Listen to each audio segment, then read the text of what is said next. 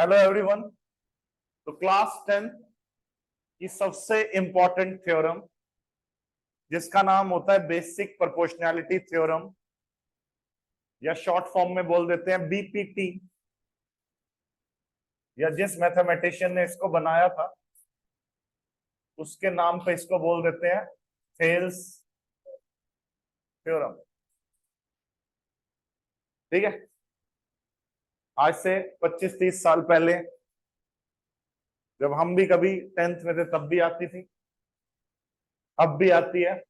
Most important.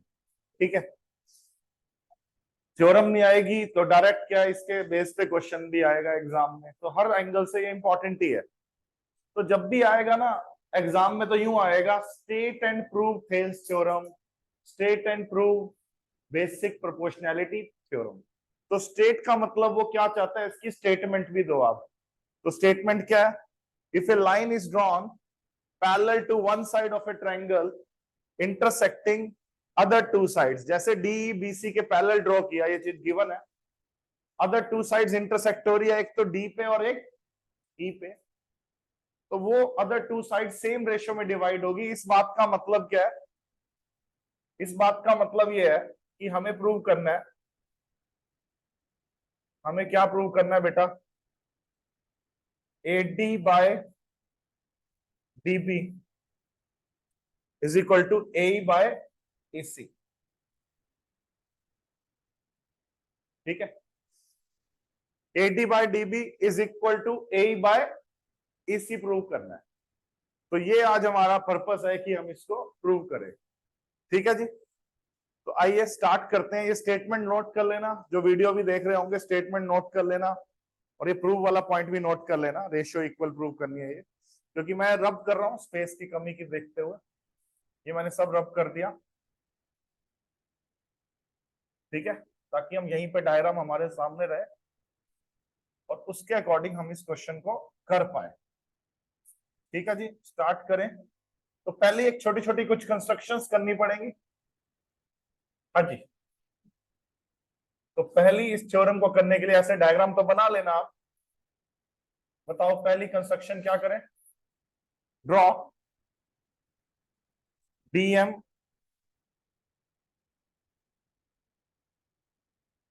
Perpendicular to AE and EL। तो इसके नाम भी दे देते हैं हम, EL और DM। ये परपेंडिकुलर लगा दो आप। कंस्ट्रक्शन में क्या किया? Draw EL perpendicular to AD, या पूरा AB भी लिख सकते हो, उससे कोई फर्क नहीं है, and DM perpendicular to AC। और क्या करो? ज्वाइन ज्वाइन BE को ज्वाइन कर दो बेटा एक, and DC join BE and DC।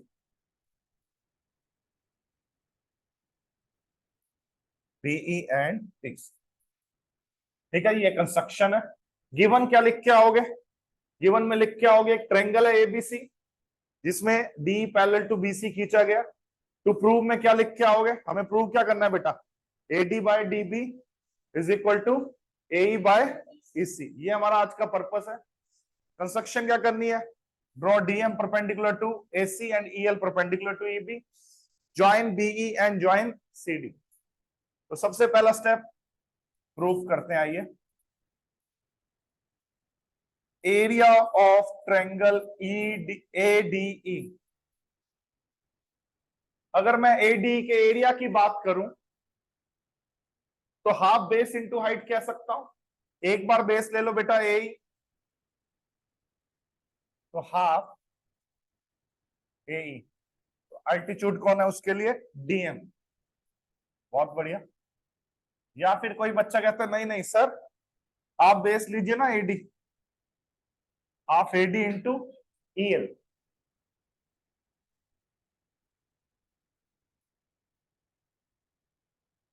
इसको नंबर 1 दे दीजिए। तो तो एडी का एरिया दो तरह से लिखा जा सकता है यहां पे। फिर एक सबसे इंपॉर्टेंट चीज, अगला स्टेप करने से पहले मैं कुछ समझाऊंगा अलग से, ये मैं अलग से समझा रहा हूं। ये मैंने बॉक्स बनाया, इसको मैं थोड़ी देर में रब भी कर दूंगा अलग से समझा के। हमने एक प्रॉपर्टी की हुई है प्रीवियस क्लासेस में, नहीं की हुई तो समझ लीजिए। अगर दो पैरेलल लाइंस हैं, उन पैरेलल लाइंस के बीच में अगर आप सेम बेस पे, सपोज ये पिंक वाला बेस है मेरा, एक ट्रायंगल मैंने बना दी ये वाली। देखिए बेटा ध्यान से देखना, कुछ मिस नहीं होना चाहिए अंडरस्टैंडिंग में। एक ट्रायंगल ये पिंक वाली बना दी, पिंक बेस के ऊपर ही, और इसी बेस के ऊपर एक ये ग्रीन वाली ट्रायंगल बना दी। देखते जाना ध्यान से, इन दोनों ट्रायंगल्स का बेस सेम है। सपोज इस बेस का नाम भी रख देता हूं कुछ मैं, पी क्यू बेस पे एक ट्रायंगल पी क्यू आ रहा है, एक पी क्यू टी है। तो क्या होगा, क्या होगा बताओ, triangles on the same base and between the same parallel lines have equal area. इन दोनों ट्रायंगल का एरिया इक्वल होगा। रीजन क्या होता है, रीजन सिंपल सा ये होता है यार, कि दो पैरेलल लाइंस के बीच में जो परपेंडिकुलर डिस्टेंस होता है वो क्या होता है, फिक्स। तो जब आप दोनों ट्रायंगल का एरिया निकालोगे तो दोनों ही ट्रायंगल में हाफ बेस इंटू हाइट करोगे आप, half P Q into H, half P Q into H. दोनों ट्रायंगल का area half P Q into H, दोनों ट्रायंगल का एरिया इक्वल होगा। तो प्रॉपर्टी क्या होती है, triangles on the same base and between the same parallel lines have equal area. तो जरूरी नहीं है कि बेस इस वाली पैरेलल लाइन पे बनाना है। अगर आपका मन करता है कि सर बेस सामने वाली पैरेलल लाइन पे बना दो, तो भी क्या दिक्कत है। अगर मैं कहता हूं कि सपोज ई एफ बेस है ये, और इसी ई एफ बेस से एक ट्रायंगल निकल गई ई के एफ, दिख गई, और एक निकल गई ई टी एफ। दोनों का बेस ई एफ है, दोनों का बेस क्या है, ई एफ, और दोनों सेम पैरेलल लाइंस के बीच में है। तो ई के एफ और ई टी एफ का एरिया क्या होगा, सेम होगा। रीजन क्या लिख के आएंगे, triangles on the same base and between the same parallel lines have equal area. तो ये छोटी सी बात लिख के आनी है, पूरा एक्सप्लेन नहीं करके आना, ये छोटी सी बात लिख के आनी है। अब मैंने ये हटा दिया, ये सिर्फ मुझे समझाने के लिए लिखना था। अब आ जाइए, आप लिखेंगे सर जी एक ट्रायंगल डीबीई नजर आ रही है, ध्यान से देखो, इस डायग्राम में ट्रायंगल डीबीई नजर आ रही है, और एक ट्रायंगल कौन सी नजर आ रही है, बोलो डीईसी। तो इनका एरिया इक्वल होगा।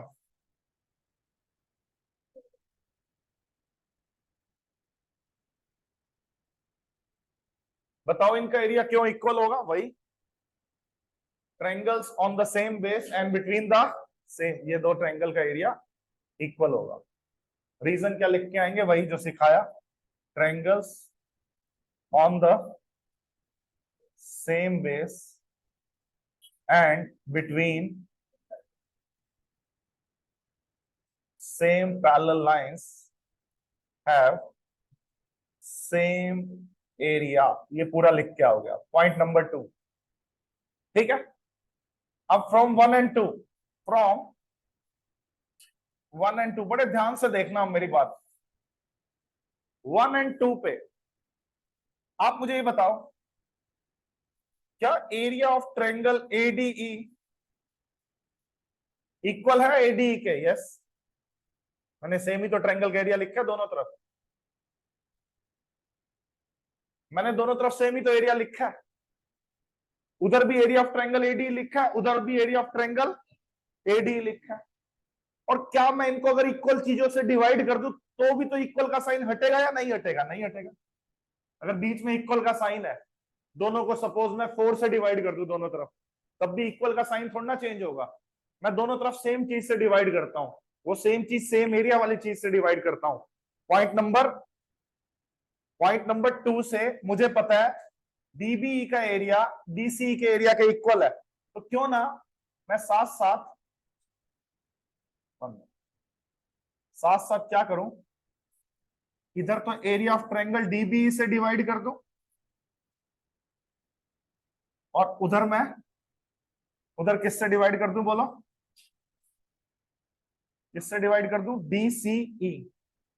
बस ये आपका हो गया। अब बड़ी इंपॉर्टेंट बात, एरिया ऑफ ट्रायंगल ADE अगर मैं ध्यान से देखूं तो क्या मैं एरिया ऑफ ट्रायंगल ADE को हाफ AD इंटू EL कह सकता हूं? थोड़ी देर पहले ही बताया था, ये रहा। इस तरफ लिख दो हाफ, ऊपर ऊपर कलर चेंज कर लेते हैं, आइए, हाफ AD इंटू EL, और नीचे आ जाइए एरिया ऑफ ट्रायंगल DB। यहां पे बहुत बच्चों से गलती हो सकती है, उनको समझ ही नहीं आएगा ये हो क्या रहा है, यहीं पे बच्चा अटकता है, सबसे ज्यादा अटकता है इसी पॉइंट पे है। या DB का एरिया में BD तो बेस है, BD क्या है, परपेंडिकुलर कहां पे है, परपेंडिकुलर ट्रायंगल के बाहर भी हो सकता है। क्या बोला, परपेंडिकुलर जरूरी नहीं है कि अंदर ही आए, परपेंडिकुलर लाइन को एक्सटेंड करने पे भी हो सकता है। बहुत बच्चों को यहां दिक्कत रहती है, हो सकता है अगर ट्रायंगल ऑब्ट्यूज होगी तो एक ऑल्टीट्यूड हमारा बाहर भी हो सकता है। ठीक है जी, बोलो ये बात समझ आई? तो अगर मैंने BD को प्रोड्यूस किया तो EL परपेंडिकुलर प्रोड्यूस पे आया, तो मैं यहां पे नीचे लिखूंगा हाफ BD इंटू EL। इधर वाला मामला हमने सेट कर दिया, अब उधर वाले मामले पे चलते हैं। अब फिर से उधर भी ऊपर ADE का एरिया, अब की बार मैं ADE का एरिया क्या लिखता हूं, हाफ AE इंटू DM।